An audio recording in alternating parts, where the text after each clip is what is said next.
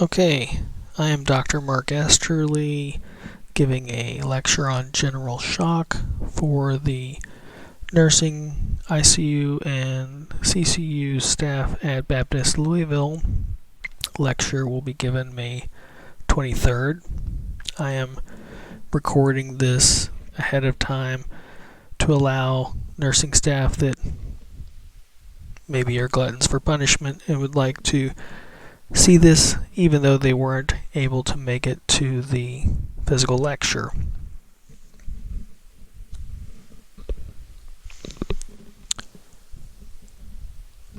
Okay, so first of all, I have no financial disclosures to list for this talk. And we will start with a clinical vignette, a real case, but change the patient's name. So, Mrs. Williams is a 78-year-old white female who presents to the emergency room with confusion. Family found her slumped on the couch at home after her husband came home from his Zumba class. She has been complaining of difficulty with urination lately and had an appointment scheduled with her primary care physician in a couple days to evaluate. Her husband notes that she seemed to be not quite herself the night prior and thought she was just tired and she went to bed early. She was still asleep when he left for his 7 a.m. Zumba class the next day.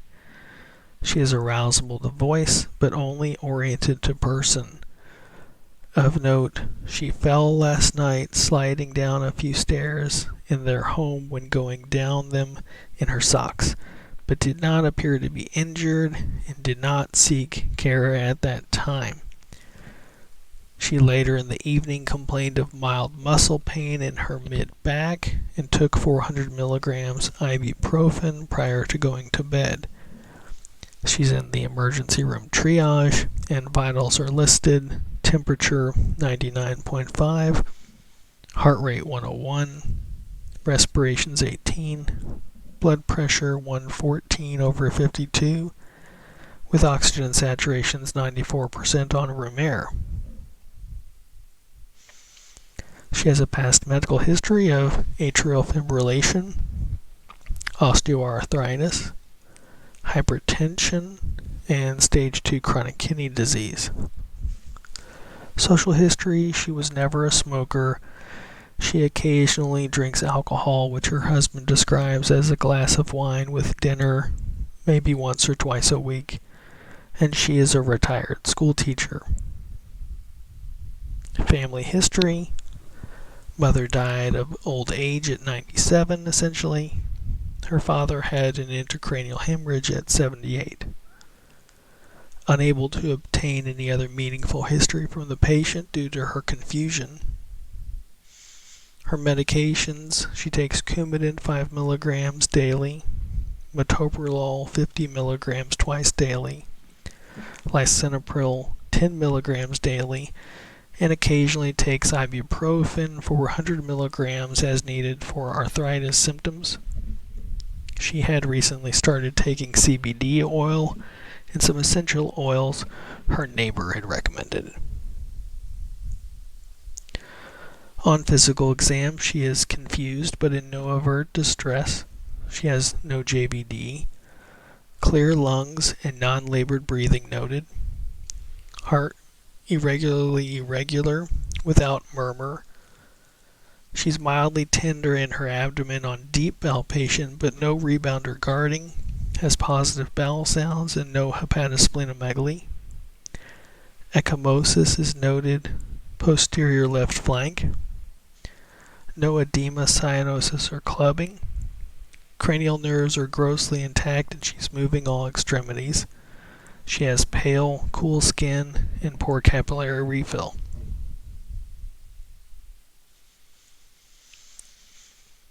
Pertinent lab analysis shows white blood cell count elevated at 12,000 with 90% neutrophils. Hemoglobin is down at 6.8, and she had lab work at her primary care's office a couple months earlier with a hemoglobin of 12.4. platelets 155. Sodium is 135, potassium 4.2, creatinine is 2.2, and she has a baseline creatinine of 1.5. Her INR is 3.3, lactic acid 4.4, procalcitonin 1.23. Urinalysis shows too numerous to count white blood cells, positive leukocyte esterase and nitrates with 3+ bacteria. She's in triage, and she's now in the back being seen by the physicians and nursing staff, and her repeat vitals now show temperature of 99.4, heart rate 114, respirations 18, blood pressure 88/42, and saturations of 95% on room air. So our patient is in shock with signs of urinary tract infection and possible sepsis, but with her decrease in hemoglobin, there's concern for possible hypovolemic shock from hemorrhage given her fall and obvious signs with ecchymosis on exam. So, previous definitions of shock have been lacking, poor scientific terminology, and poor understanding of pathophysiology. However, you may say that they compensated for by simplicity. So, Dr. John Collins Warren is a surgeon from the early 1800s who described shock as a momentary pause in the act of death, otherwise known for great phrases like, "Gentlemen, this is no humbug." And then Dr. Samuel Gross, who founded the Gross Clinic in Philadelphia, a surgeon, described shock as a rude unhinging of the machinery of life. You can see this is a famous portrait of Dr. Gross lecturing in the operating theater. You can see the patient on the gurney. There's a couple of people holding him down. Anesthesia is up at the top here, giving chloroform. Another gentleman there to the right working on the incision. You can see the people above in the theater all watching, and then the mother over to the bottom left hiding her eyes. So now, with better understanding of physiology and function, we now recognize what Dr. Gross was describing as machinery of life to be the delivery and utilization of oxygen at the cellular level. So as a result, shock is currently best defined as a multifactorial syndrome resulting in inadequate tissue perfusion and cellular oxygenation affecting multiple organ systems. So how do we classify shock? We describe 4 types: distributive, cardiogenic, hypovolemic, and obstructive shock. So distributive shock examples would be sepsis, or simply an inflammatory process such as SIRS, neurogenic, anaphylactic, drugs and toxins, endocrine such as Addisonian crisis. And with this type of shock, you have normal or potentially increased cardiac output, normal pulmonary wedge pressure, and CVP. Blood pressure is low, and systemic vascular resistance is reduced.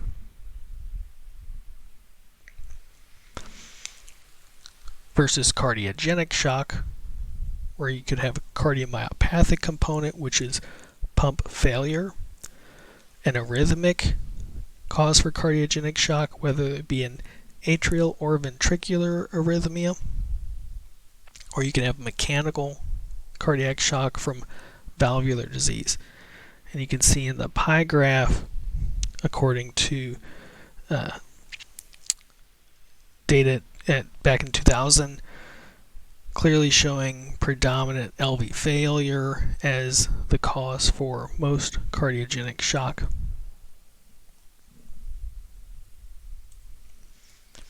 Okay, hypovolemic shock could be hemorrhagic or non-hemorrhagic. In hemorrhagic, such as GI bleeding or trauma, etc. And then non-hemorrhagic, potential GI losses from diarrhea and vomiting, third spacing, and things such as cirrhosis, pancreatitis, postoperative changes, etc. Renal losses with osmotic diuresis or salt wasting, or drug-induced with excessive Lasix, those types of medications. Skin losses from heat stroke or burn patients, Stevens-Johnson syndrome. So with hypovolemia, you lead to decreased venous return, which leads to decreased preload, causing poor cardiac output, hypotension, and decreased perfusion and oxygenation delivery to the tissues, which causes further organ dysfunction and can lead to multi-organ failure. Obstructive shock is extracardiac causes of pump failure. That could be pulmonary vascular causes, such as right ventricular failure with pulmonary embolism or pulmonary arterial hypertension, or mechanical, such as tension pneumothorax, tamponade, constrictive pericarditis, etc. And in the picture you can see the cartoon depicts a blockage at the green bar. Outflow is prevented. You have vasoconstriction in order to try to maintain blood pressure, but organs are poorly perfused due to reduction in blood flow, potentially with normal blood pressure still, and a lack of pressure leads to venous congestion.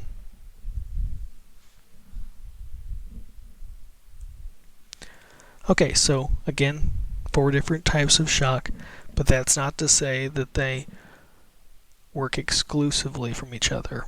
And we frequently can see them combined. As an example here listed, a bacteremic patient with E. coli colitis and a GI bleed would have both distributive shock from a septic shock from the infectious process and a hypovolemic shock from the GI bleed. And our patient that we used as a clinical vignette clearly had signs of both hypovolemic shock from hemorrhage and septic shock. So the pathophysiology of shock: cellular hypoxia from reduced tissue perfusion or oxygenation, or increase in oxygen consumption from inadequate utilization of oxygen at the cellular level. This leads to cell membrane ion pump dysfunction, intracellular edema, and inadequate regulation of intracellular pH, which leads to lactic acidosis. The results in acidosis also lead to endothelial dysfunction, further stimulating the inflammatory cascade. So, lactic acid elevation is a very good marker for evaluating hypoperfusion and tissue hypoxia. We often use sepsis screening to try to capture all potential sepsis patients, but they aren't necessarily hypotensive. That's a later finding in shock. But being a very sensitive test, we want to capture all potentials. So with a highly sensitive test, you lose specificity. So you may capture patients that aren't truly septic, and this is where lactic acid can be very helpful. If you have someone that meets our sepsis screening with elevated lactic acid level, it gives us much more confidence that they are truly septic. And it's at this time in which early treatment can make such a big difference because they may not be hypotensive as of yet or showing further signs of end organ damage, but they have decreased oxygen delivery and perfusion to the tissues. And so treating them with the IV fluid challenge per sepsis protocol can make a significant difference and prevent them from progressing into the higher levels of shock. So physiology of shock, determinants of tissue perfusion, predominantly blood pressure with cardiac output and systemic vascular resistance, and the combination leading to the description of blood pressure, cardiac output times systemic vascular resistance, which can be further broken down into cardiac output being heart rate times stroke volume.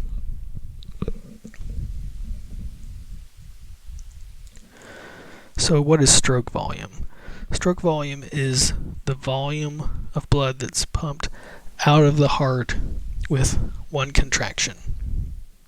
And that's determined by the preload, which is not a pressure, it's a volume of blood.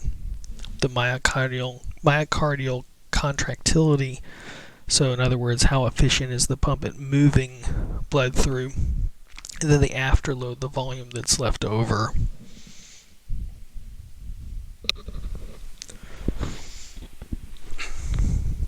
Systemic vascular resistance refers to the resistance of blood flow offered by all the systemic vasculature, excluding the pulmonary vasculature. So the friction, so to speak, within the vessels themselves. So SVR is determined by a vessel's length, the blood viscosity, and predominantly vessel tone, also otherwise the diameter of the vessel. So resistance is directly proportional to the length of the vessel, as can be seen in this equation, which is a simplified version of Poiseuille's equation. I believe you spell his name Poisselle. Maybe you shouldn't quote me on that though. So, but anyway, resistance is directly proportional to the length of a vessel and the viscosity of the blood, and inversely proportional to the radius to the fourth power. A vessel with twice the length of another vessel will therefore have twice the resistance to flow, as there is a direct relationship. In contrast, increase in the radius of a blood vessel will reduce resistance exponentially. So a twofold increase in the radius decreases the resistance in that vessel by 16-fold. Therefore, vessel resistance is extremely sensitive to changes in vessel tone. Another area where I particularly use this equation is in patients that come see me for tracheal stenosis. So they'll have an area in the trachea that's very narrowed, and they're very short of breath because the resistance within the trachea, the airflow is significantly reduced. But given that equation where the radius to the fourth power affects the resistance, if you make small changes or moderate changes in the stenotic lesion, you can make substantial changes in the resistance. So I can use a balloon dilator or potentially laser out some of the stenotic lesion and show mild to moderate changes in the radius, but have significant improvement in patient symptoms. As a side note. Okay. Alright, so all the forms of shock we've talked about to this point have had abnormalities with cardiac output or systemic vascular resistance leading to their hypotension. But there are exceptions to all rules. And an example here would be inadequate utilization of oxygen at the tissue level. It's not that we can't get the oxygen to the tissue just can't use it. And examples of this would be mitochondrial diseases or carbon monoxide, cyanide poisoning. 3 stages of shock: pre-shock, shock, and in-organ dysfunction. In pre-shock, this is when the patient is compensated, they're asymptomatic, normal blood pressure despite having diminished tissue perfusion. And this is when they can show signs of shock with elevated lactate but have minimal clinical symptoms. And timely management can prevent progression of pre-shock to shock.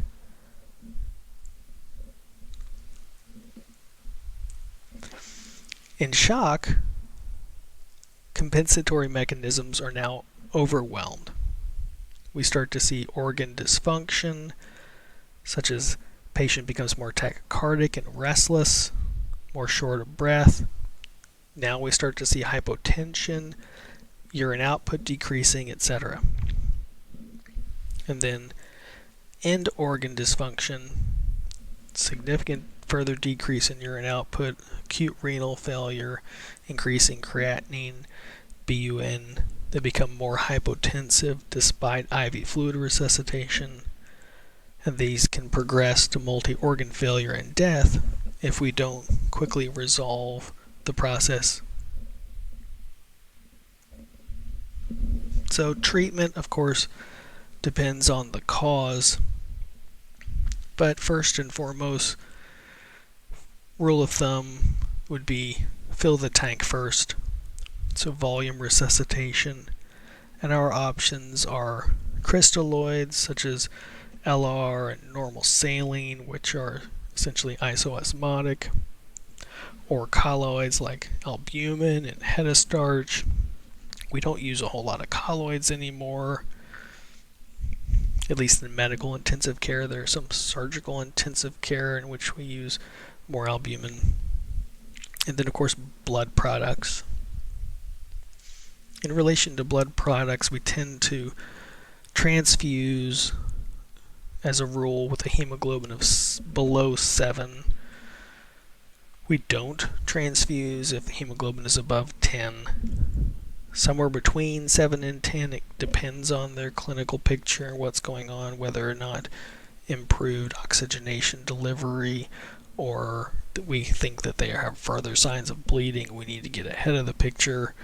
We would consider on a case-by-case basis giving blood products. So after the tank is full, we have fluid resuscitated the patient, and they're still hypotensive, then we would consider adding pressors with vasoconstrictors or inotropes. And these work by binding to particular receptors, such as alpha-adrenergic, beta-adrenergic, dopamine receptor agents, angiotensin II, calcium sensitizers. But the choice of pressors or inotrope should be based on clinical picture, not just guidelines.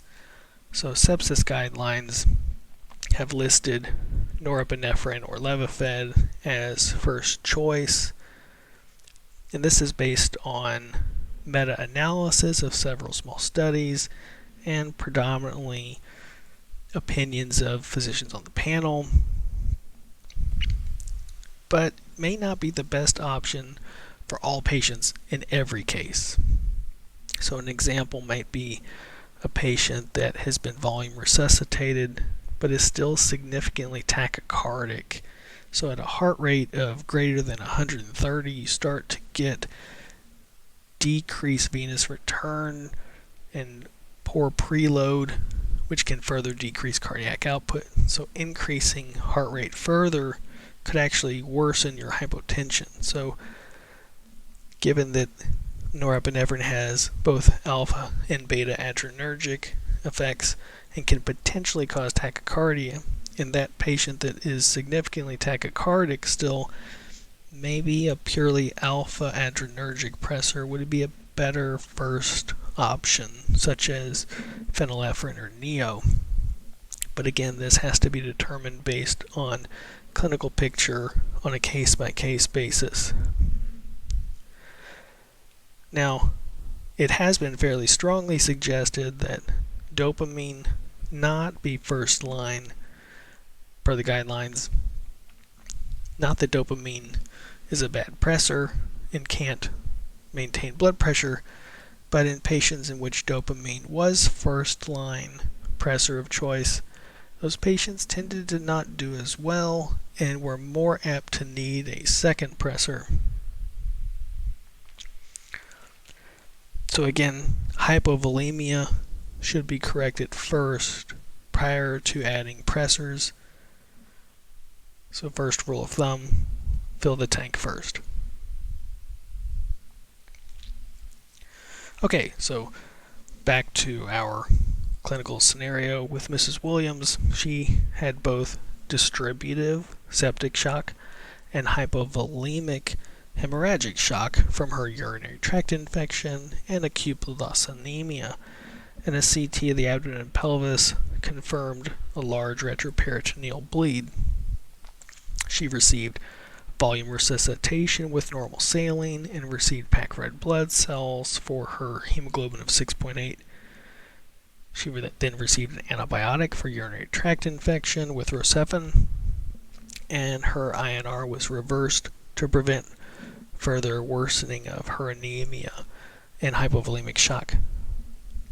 Now, in hemorrhagic shock, surgical evaluation would certainly be appropriate, and surgery was called for this particular patient, but no surgical intervention was required, as is often the case with retroperitoneal bleeds.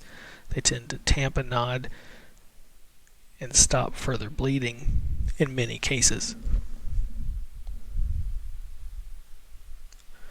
Okay, so at this point in the physical lecture, we would open up the room for further discussion of shock in general, but we can't do that in this setting. So from here, I'll proceed to questions to help further the point. So after falling from a 10-foot ladder, a patient is brought to the emergency department. The patient is alert, reports back pain, and difficulty moving the lower extremities. Which additional observation is an indication the patient may be experiencing neurogenic shock? Cool and pale skin, bradycardia, poor skin turgor, increased systolic blood pressure. Bradycardia is the answer. Spinal cord injury is a common cause of neurogenic shock. Neurogenic shock involves interruption of sympathetic tone with manifestations of warm, dry skin and bradycardia. Okay, a patient who is in hypovolemic shock has the following clinical signs: heart rate 120, blood pressure 84/43, urine output 20 milliliters an hour.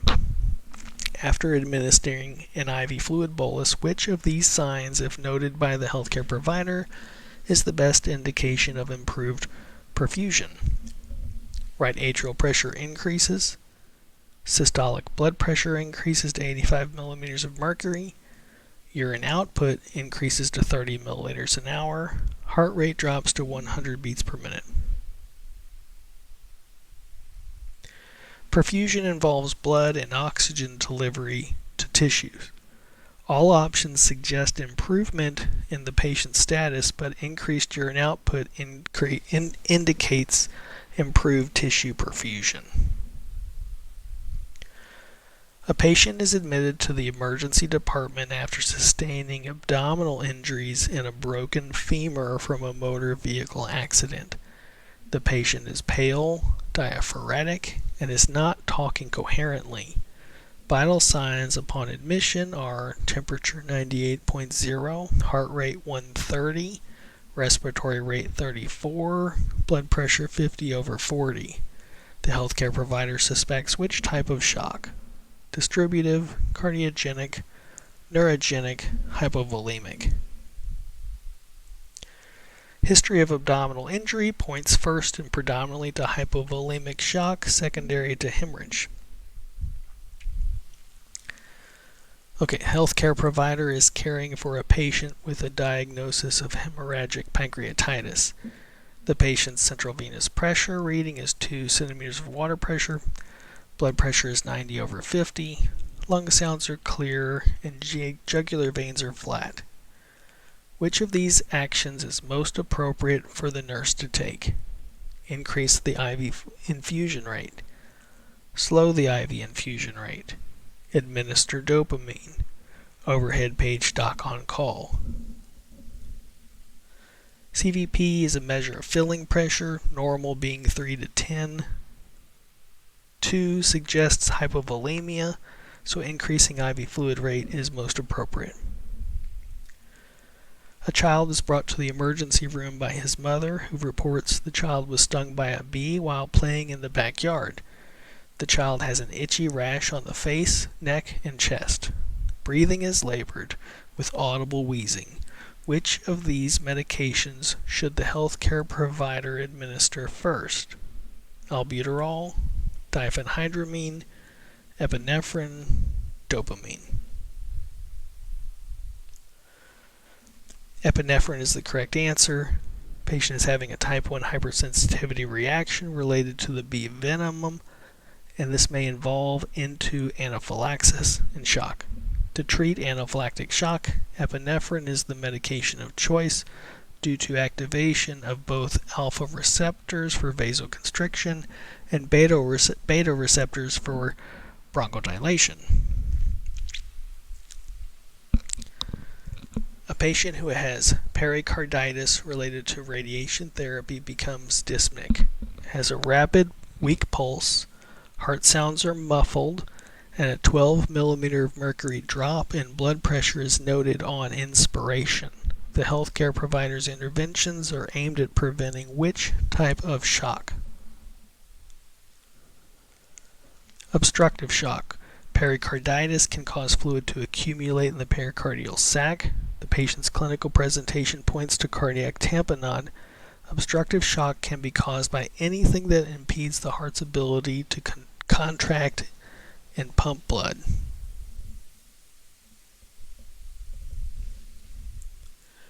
A patient is being treated for hemorrhagic shock secondary to multiple rib fractures and a lacerated liver. 2 units of packed red blood cells have been administered. Which of these measurements is an indication the patient has received adequate volume replacement? Decreased right atrial pressure, increased serum creatinine, decreased serum lactate, oxygen saturation 90%. During hemorrhagic shock, there is less intravascular volume. With less intravascular volume, less oxygen flows to the cells. Cells switch to anaerobic metabolism, which causes the lactic acidosis. Healthcare provider is caring for a patient who has septic shock. Which of these should the healthcare provider administer to the patient first? Corticosteroids to reduce inflammation, antibiotics to treat the underlying infection, vasopressors to increase blood pressure, IV fluids to increase intravascular volume. Primary goal is to maximize oxygen delivery above the cell's consumption requirements. Circulation and perfusion should be addressed first, so IV fluids will be started. After blood cultures are obtained, antibiotics should be administered.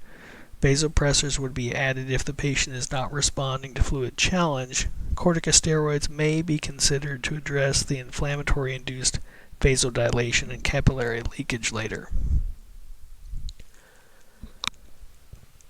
A patient who is in cardiogenic shock has a urine output of 20 milliliters an hour. When further assessing the patient's renal function, what additional findings are anticipated? Select all that apply. decreased urine specific gravity, decreased serum creatinine, increased blood urea nitrogen, decreased urine sodium. Answers 3 and 4 are both correct. As output decreases, urine will become more concentrated. As the body compensates for shock, aldosterone will cause increase in sodium and water retention. An adequate GFR is required for elimination of waste such as urea and creatinine.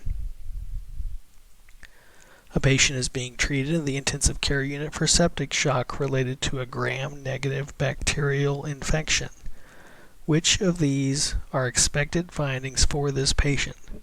Select all that apply. Mean arterial pressure of 65%, peripheral edema, increased white blood cells with left shift, partial pressure of oxygen 80%, increased pulmonary capillary wedge pressure. So both 2 and 3 are correct. Bacteria stimulate a systemic immune and inflammatory response. Many mature functioning neutrophils and other immune cells will be needed to fight the infection. Inflammation causes the capillary beds to be leaky, so the patient will be edematous as fluid shifts to interstitial space. Okay, and with that, that's the end of the presentation. If you have any questions, feel free to call me. You can send me an email, mark@dresterle.com. That's DRESTERLE. Feel free. Thanks a lot.